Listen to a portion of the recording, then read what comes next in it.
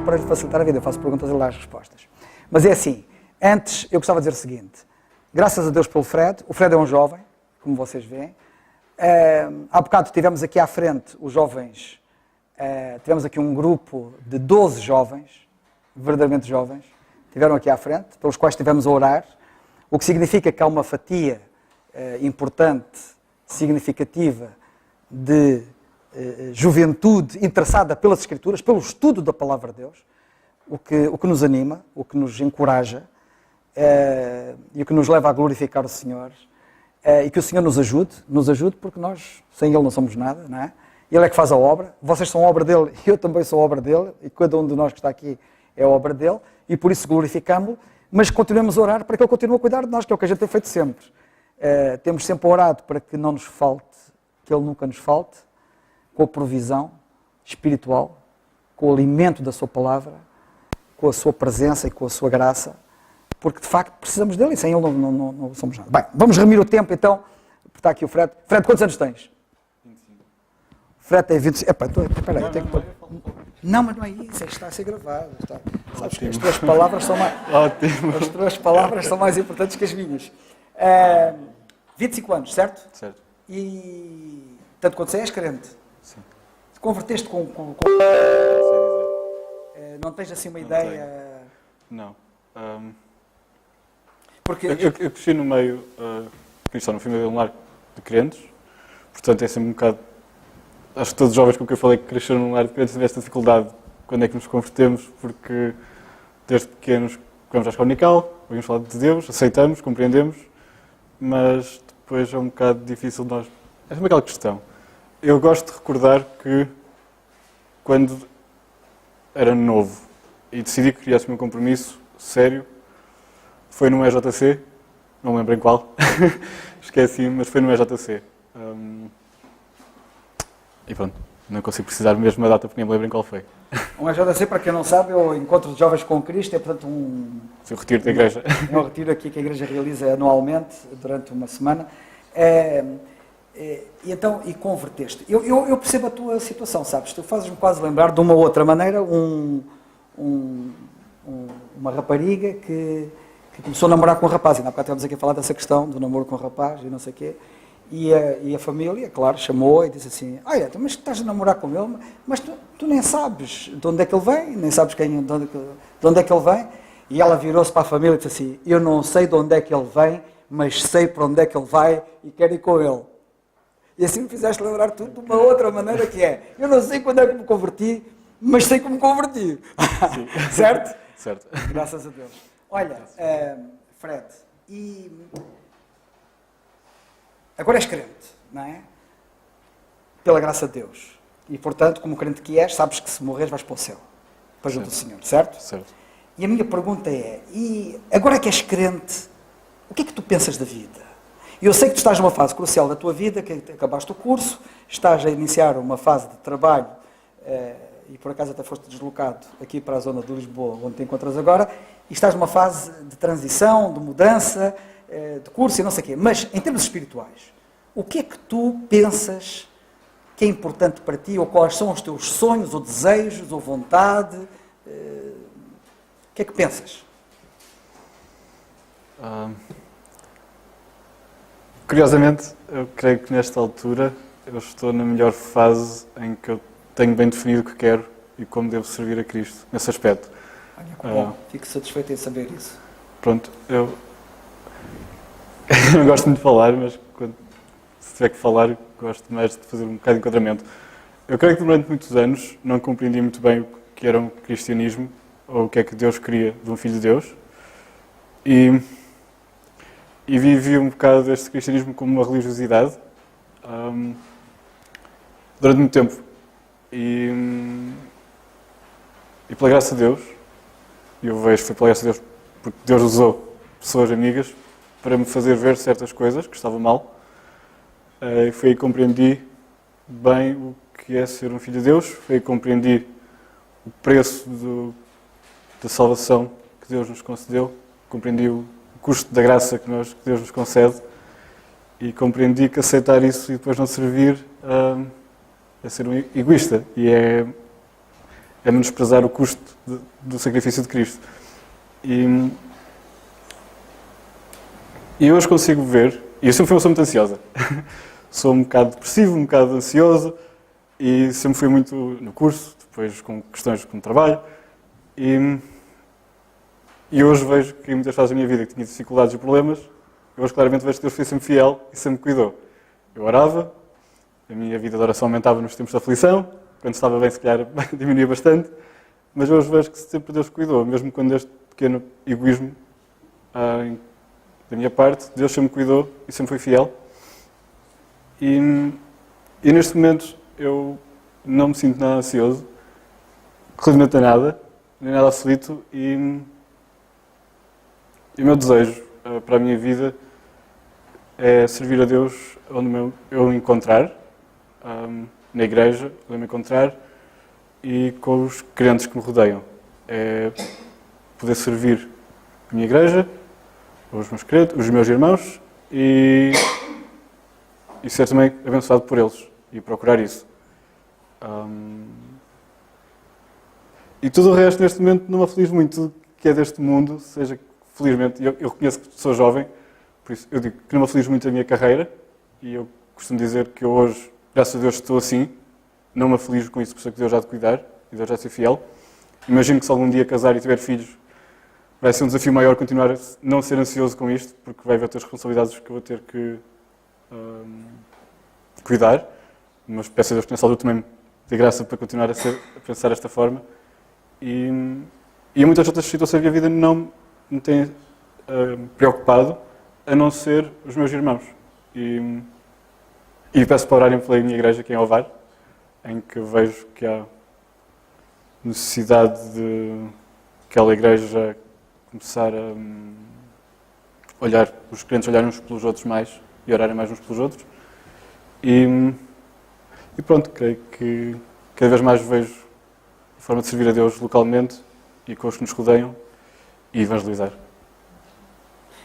Dentro do serviço e daquilo que podes fazer e que é teu desejo fazer, qual é a área que tu gostas mais de servir? Fazer o quê, concretamente? Que tu tenhas notado que tens gosto, tens desejo e quando fazes a coisa até é boa. Sempre que falavam de dons, desde pequeno falavam dos dons e que nós tínhamos que procurar os nossos dons e depois estavam aqueles exemplos clássicos, não é, de servir de uma forma ou de outra. E era sempre também, quando eu era jovem, eu pensava sempre não sabia o que eu ia fazer.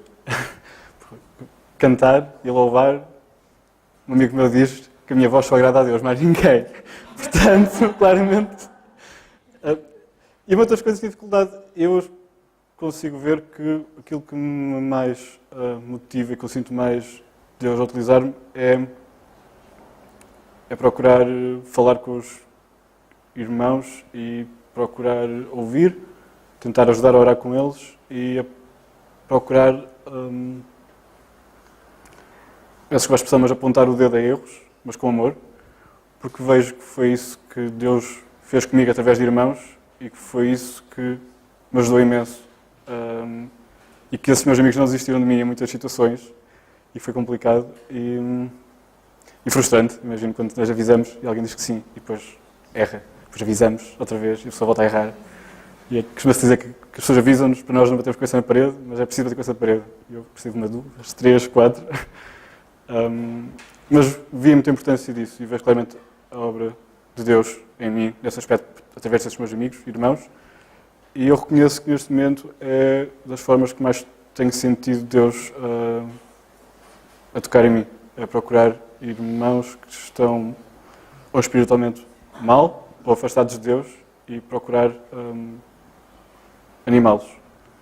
Porque creio que é um ministério que falha muito em muitas das nossas igrejas, haver este cuidado fora da igreja. Viver como igreja, basicamente. A igreja que vemos na palavra de Deus. Dou graças a Deus por esse desejo que Ele tem posto no teu coração e que Ele te abençoa nesse desejo. Ainda agora, estiveste aqui com vários jovens aqui à frente. Que conselho é que tu darias? Que conselho darias aos jovens? A estes jovens, estes e os outros que não estão aqui, mas que provavelmente até te poderão ouvir. Que conselhos dás aos jovens? Eu queria ouvir conselhos destes jovens. Eu tenho um grande amor por jovens desta igreja. tenho mesmo. Mas que conselhos darias? Mesmo aos jovens desta igreja? Olha, o único conselho que eu dou é que continuem a procurar ler a Bíblia e orar e criar um relacionamento com Deus forte,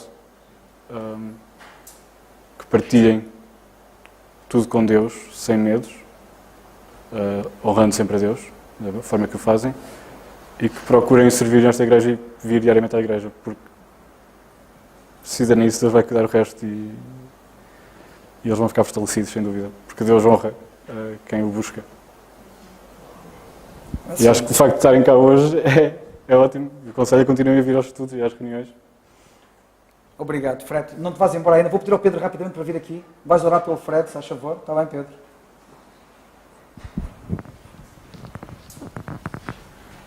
E vais orar pelo Fred. Tu já conhecias o Fred, já conheces bem o Fred. Vamos orar.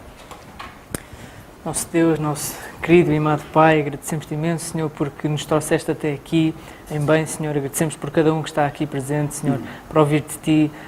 Oramos agora a Ti, Senhor, em especial pelo Fred, que Tu continues a abençoá-lo, Senhor, que este desejo que Tu puseste no coração dele de servir aos outros, cresça ainda mais, Senhor, e que Tu cuides dele e que movas o seu coração para que ele também faça aquilo que Tu vês no coração, Senhor, que o ajudes e que lhe dês força para superar todos os obstáculos, para que ele possa servir, Senhor, para que ele possa honrar e trazer glória ao Teu nome, Senhor, que ele possa tocar no coração dos irmãos, e agradecemos, Senhor, porque realmente é isso que falta, Senhor, falta entre nós, como igreja, esse desejo de olharmos uns pelos outros, Senhor, de nos amarmos e de nos preocuparmos com a situação de cada um, Senhor. Agradecemos porque notamos que tens feito isso no coração do Fred, e não só no do Fred, Senhor, mas também no nosso, Senhor, que todos nós possamos ter esse cuidado, esse amor uns pelos outros, e dar-nos essa vontade também constante, Senhor, de cuidarmos uns dos outros, porque Tu amas-nos a todos, Senhor, e tal como Tu nos amas a todos, Senhor, nós também nos devemos amar uns aos outros. Pedimos que continues a cuidar dele então, Senhor, e de cada um, continua a cuidar depois desta noite. Agradecemos, Senhor, pedimos-te, no nome que é sobre todo o nome, no nome do Senhor Jesus Cristo. Amém. Muito obrigado. Podem ir para o vosso lugar. Entretanto, abramos a Bíblia na carta aos Colossenses. Nós hoje tivemos uma abordagem diferente, porque estudo bíblico também é isto que nós estivemos a fazer agora. Porque há estudo bíblico e há estudo bíblico prático. E este é uma espécie de um estudo bíblico prático. Sabem que na Bíblia, uma das coisas que tem muito valor são os testemunhos. E nós temos na Bíblia vários testemunhos que ficaram registados e que têm servido de inspiração e encorajamento para muitos. E por isso, ouvirmos um testemunho é muito importante, como este que ouvimos agora do Fred, e o meu desejo é que o Senhor o abençoe ricamente. Eu dou graças a Deus por ti, e dou graças a Deus por que o Senhor tem feito na tua vida, e até já dou graças a Deus por aquilo que Ele ainda vai fazer. Ele vai cuidar de ti de alguma maneira, e nós, naturalmente, vamos também orar por ti para que Ele te dirija sempre e te use. Colossenses capítulo 1, antes de lermos, só gostava de dizer o seguinte, vou ler um versículo muito curto, porque a nossa hora está adiantada, face a esta mudança, e portanto, se houver algum irmão que tenha já um pensamento para vir dar, eu dou essa oportunidade, está bem? Portanto, Colossenses 1, e nós vamos ler a partir do versículo 9. Por esta razão, nós também, desde o dia em que o ouvimos, não cessamos de orar por vós. Isto parece que tem a ver com aquilo que o Fred estava a dizer. É importante nós orarmos. E de pedir que sejais cheios do conhecimento da sua vontade em toda a sabedoria e inteligência espiritual, para que possais andar dignamente diante do Senhor, agradando-lhe em tudo, frutificando em toda a boa obra e crescendo no conhecimento de Deus.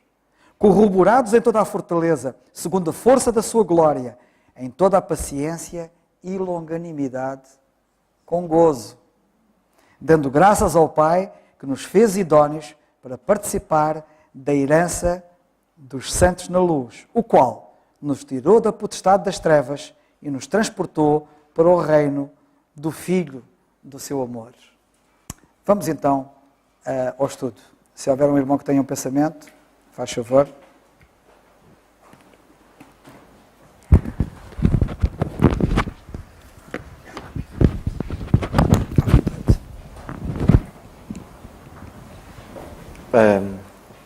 Boa noite, irmãos. É um pensamento muito rápido. Ainda sobre o versículo 12, eu vou ler outra vez, dando graças ao Pai que nos fez idóneos para participar na herança dos santos da luz. Tudo isto, antes de chegarmos aqui, tudo isto que se passou agora nesta hora, eu pessoalmente, para mim, toca muito e mexe muito comigo. E ao preparar este pequeno pensamento, não sei, mas as coisas vão se encaixando e parece que o Senhor tocou muito, porque aquilo que eu tinha preparado vem de acordo com aquilo que nós vimos até agora, até aqui. A angústia desta mãe, o sofrimento dela, as dúvidas que ela tem, se há de dar graças a Deus, se há de pedir bênção ou se há de pedir misericórdia. E quando nós lemos este versículo, nós vemos que nós, de facto, somos herdeiros. O apóstolo Paulo, quando se refere a isso, ele também somos herdeiros de uma grande responsabilidade como filhos de Deus. Para além daquilo que nós já beneficiamos e daquilo que nós ainda vamos beneficiar, através do Senhor Jesus Cristo, através daquilo que Ele fez, essa maravilhosa herança, temos isso tudo que é muito bom, mas também temos uma responsabilidade muito grande. E nós herdamos essa responsabilidade. E nenhum de nós está livre e dizer assim, não, isto não me toca a mim. Toca. A responsabilidade de sermos filhos de Deus toca-nos a todos nós. Aqueles que creem no Senhor Jesus Cristo têm responsabilidades muito grandes. Como Cristo, como corpo, como o corpo, nós somos como igreja, corpo de Cristo, onde o Senhor é a cabeça, todos nós a nossa responsabilidade. Uns de uma maneira, outros de outra. No nosso viver, na nossa maneira como nós vivemos, não podemos dizer ninguém tem nada a ver com a nossa vida. É uma herança, a responsabilidade de nós prestarmos satisfações ao corpo da nossa própria vida, do nosso viver. E eu queria só partilhar convosco, muito rapidamente, algumas dessas responsabilidades. Mais à frente, no capítulo 3, e eu vou ler do versículo 18 ao versículo 23, e esta é uma pequena lista, esta é só uma pequena lista das responsabilidades como filhos de Deus que nós temos. É uma pequena lista. Diz-nos assim: vós mulheres estáis sujeitas aos vossos próprios maridos, como convém no Senhor. Vós maridos amai as vossas mulheres e não vos irriteis contra elas. Vós filhos obedecei em tudo os vossos pais, porque isto é agradável ao Senhor. Vós pais não irriteis os vossos filhos, porque para que não percam o ânimo. Vós servos obedecei em tudo aos vossos senhores segundo a carne, não servindo só na aparência como para agradar aos homens, mas em simplicidade de coração, temendo a Deus. E em tudo quanto fizerdes, fazei de todo o coração como ao Senhor e não aos homens. Isto é uma pequena lista das responsabilidades como filhos de Deus que nós temos, cada um de nós tem. Ao lermos esta carta que esta mãe escreveu e ao vermos a angústia, há uma parte que ela diz que provavelmente houve ali uma altura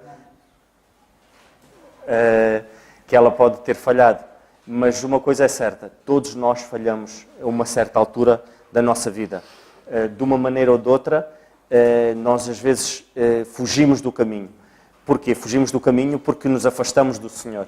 E só conseguimos andar no caminho certo quando nos aproximamos mais dele. Quanto mais perto dele tivermos, mais nós conseguimos ter a percepção de que não nos estamos a desviar.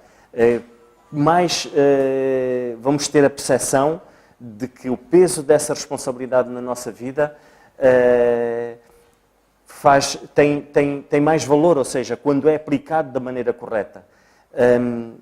Nós não podemos de maneira nenhuma fugir a essas responsabilidades. Nós não podemos pensar que há de haver alguém que há de assumir isso por mim. Não. É uma responsabilidade minha, como filho de Deus, ter estas características ou perceber nitidamente através da palavra de Deus, se estivermos perto de Deus, que é isso que Deus quer de nós.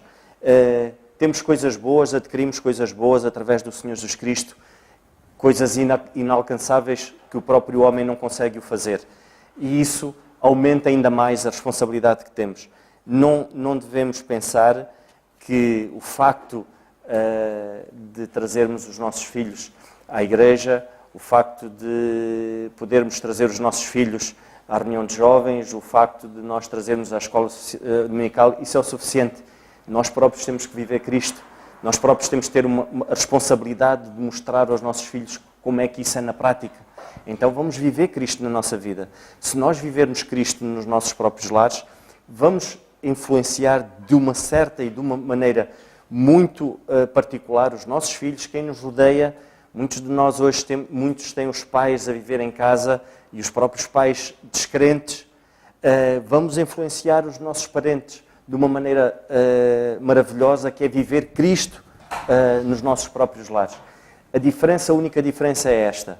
Ou nós, dentro do nosso próprio lar, ou no meio em que nós estamos, vemos que, de facto, o que prevalece são os frutos do Espírito, ou se estamos no nosso lar e aquilo que prevalece dentro do nosso próprio lar são as obras na carne.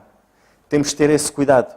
Temos que ver na balança o que é que está a pesar mais. O que é que dentro do nosso próprio lar, o que é que sobressai? Os frutos do Espírito ou as obras da carne?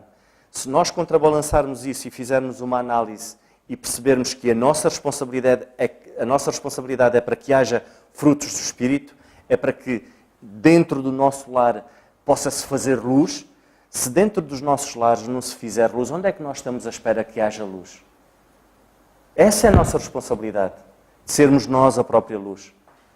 Para que não haja angústia, para que num futuro, nós às vezes pensamos muito curto e não pensamos que esta vida é como uma nuvem, que passa muito rápido.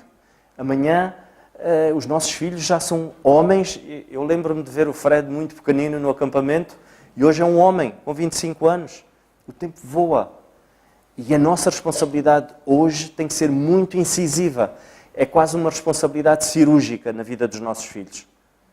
É errado um pai dizer assim: não, meu filho tem 12 anos, tem 13 anos, deixa-o namorar. Isso é uma coisa que depois passa-lhe. Temos que ser cirúrgicos. É errado aos olhos do Senhor, sim.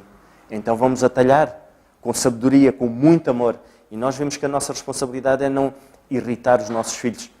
É com muita sabedoria para que eles não percam o ânimo no caminho do Senhor.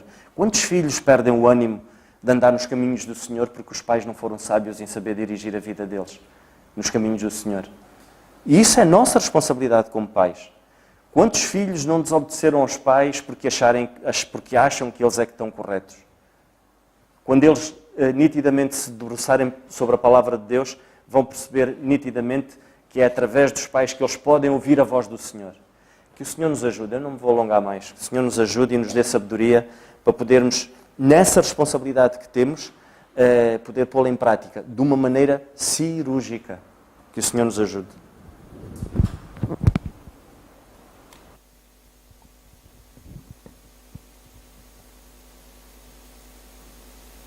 Não sei se algum irmão tem um pouquinho para dar. Sim, certo? Vamos então ouvir um pensamento também para que nos cuidado vai dar.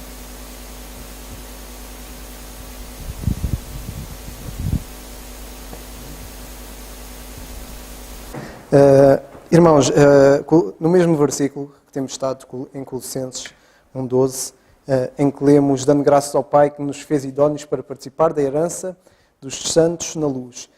Eu queria aqui reparar e tocar um pouco na parte em que falámos a semana passada de Deus nos ter feito idóneos, Deus nos ter feito aptos ou capacitados.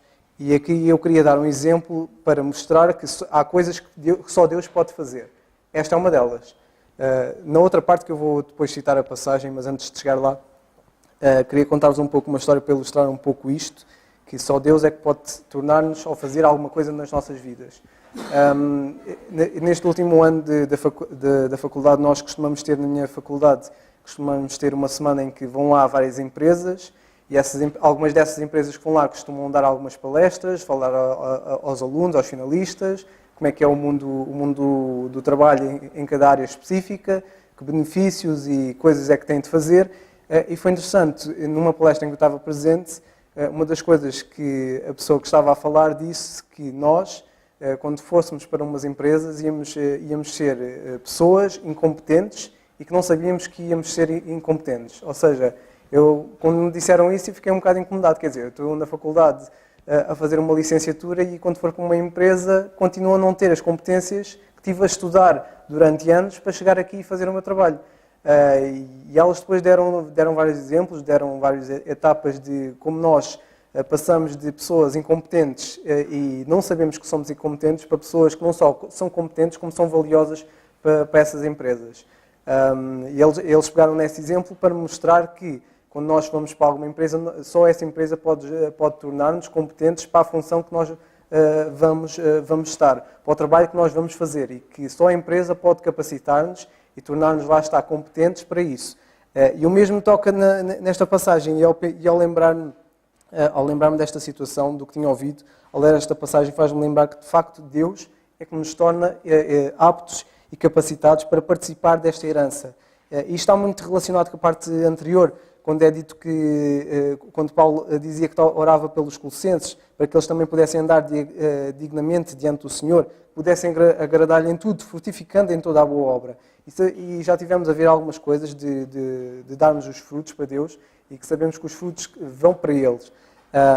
E que o objetivo é mesmo esse, nós sermos aptos, não só para participar da sua herança, mas para nós também crescermos e servirmos o Senhor. Até mesmo no modo como nós servimos a Deus, é Ele que nos torna capacitados para o servirmos nesse aspecto. Queria também associar um pouco isto, que há coisas que só Deus pode fazer, esta é uma delas, e a outra que queria citar-vos era na carta aos Efésios, no capítulo 2 e versículo 10, em que esta é outra passagem que cita-nos e mostra-nos que há coisas que só Deus pode fazer. Esta é uma delas, em que é dito que nós, porque somos feituras sua, criados em Jesus Cristo para as boas obras, as quais Deus preparou para que andássemos nelas. Notem duas coisas. Primeiro é dito que nós fomos criados em Cristo Jesus. Não fomos nós que nos fizemos a nós mesmos. E a seguir, em que é dito as quais Deus preparou, ou seja, estas obras para o qual nós fomos criados, estas próprias obras são obras que Deus também preparou para que nós andássemos nela. Ou seja, até as nossas obras, o nosso crescimento espiritual, o nosso serviço, tudo isto é preparado por Ele e é para Ele. Ele é que nos torna capacitados e aptos para o servir e servir da melhor maneira. Mas também nós temos a nossa responsabilidade. A responsabilidade da nossa parte de nós estarmos disponíveis e cada um tem os seus dons. Todos nós temos dons diferentes e muitas vezes alguém pode deixar-se incapacitado para fazer alguma coisa, mas de certeza absoluta que tem dons para fazer outra coisa qualquer. E é Deus que nos traz e nos dá esses dons de nós fazermos e de servirmos e ajudarmos uns aos outros e exortarmos uns aos outros. Mas é importante, e esta é a mensagem final que queria deixar, é importante cada um de nós mostrar-se disponível. Aproveitar o tempo que tem neste mundo. Sabemos que o nosso tempo aqui é curto e é pouco, mas independentemente da idade em que nós temos, ou da estatura, ou do estatuto social, e independentemente do que for, que cada um de nós procure servi-lo, porque de facto Deus preparou-nos para as boas obras e o objetivo dele é nós andarmos nela, servirmos e crescermos em Cristo Jesus. E fica esta pequena mensagem. Que o Senhor nos abençoe.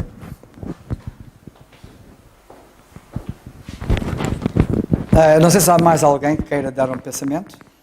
Eu receio que aquela primeira fase inicial não ficou nada gravada, porque de facto agora estou a sentir o som e há bocado não sentia. Não sei como é que vai ficar, mas depois tu vês, Dário. Se não ficar, olha, paciência. De qualquer das maneiras, alguém mais quer dar um pensamento? Se não, vamos passar ao nosso irmão Alberto.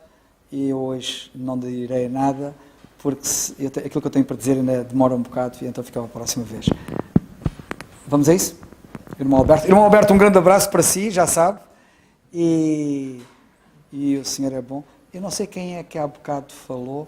Foi o José há bocado a orar. Não é do Brasil, aquele irmão que tu oraste há bocado, não é do Brasil. Tu há bocado oraste, quando estavas a orar, por mim. E disseste que o irmão Carlos, em relação ao irmão do Brasil, o irmão não é do Brasil. É só para... Não. Eu não disse de onde é que ele era, mas não é do Brasil. Tudo bem. Vamos então. Irmão Alberto, um grande abraço para si. Porque agora ao falar do irmão Alberto, lembro-me do Brasil. Um grande abraço para si, de saudades, e que o Senhor o abençoe ricamente. Graças a Deus por mais esse encontro. O meu respeito a você que me ouve. Muito obrigado por poder participar deste estudo bíblico. Colossenses capítulo 1, verso 12, a segunda parte deste versículo, quero destacar, que nos fez idôneo para participar da herança dos santos, na luz. Essa é a primeira das 4 causas da gratidão ao Pai, que o apóstolo Paulo destaca em sua carta. Muitas igrejas de várias denominações atraem as pessoas com promessas de prosperidade, ou mesmo solução breve e instantânea para os seus problemas. E as pessoas vão procurando bênçãos de Deus. Mas este é o grande erro. Devemos procurar a Deus, o Deus da bênção, e não a bênção de Deus tão somente. O que esse versículo quer nos ensinar e nos mostrar é que Deus nos oferece muito mais do que a salvação e a vida eterna. Esta promessa, esta graça de Deus, e olha, nós mereceríamos a ira de Deus, mas a misericórdia do Senhor e a sua graça nos alcançou. O texto aqui nos revela que temos uma parte preciosa chamada a herança do Senhor. E isso é usufruir da sua fortuna, do seu tesouro. Romanos 8, verso 17 diz que todo cristão tornou-se herdeiro de Deus, o nosso Pai. Nós herdamos a salvação eterna, Tito 3,7. Nós herdamos o próprio Deus, Apocalipse 21,3. Nós herdamos a glória, Romanos 5,2. E tudo o que há no universo, diz Hebreus 1, verso 2. Todo filho receberá, pela graça de Deus, o Pai, a herança que Cristo recebe por direito divino. João 17, 22, segunda carta de Paulo aos Coríntios, capítulo 8, verso 9. Quero destacar, na primeira carta, primeira epístola de Pedro, no primeiro capítulo, verso 4, diz assim: uma herança incorruptível, incontaminável, e que não se pode murchar, guardada nos céus para vós. Este texto, o apóstolo quer nos mostrar, nos ensinar como ver, enxergar além da tribulação, das adversidades, dos problemas, e entendermos que temos uma herança e vamos participar também da natureza divina, algo pleno, completo, além daqueles problemas triviais que a vida nos oferece no dia a dia, na rotina normal de cada um de nós. Muito bem, o Espírito Santo que habita no nosso coração é a garantia permanente desta herança e nos diz, e nos ensina, e nos convence de que fazemos parte desta herança que diz Efésios capítulo 1, o verso 3, o verso 11. A nossa herança, o nosso tesouro, as nossas riquezas estão garantidas no terreno celestial. Essas palavras no original, participar e a herança, este texto também vai aparecer em Atos capítulo 8, verso 21. Esse texto muito conhecido do mágico Simão diz assim: tu não tens parte nem sorte nesta palavra.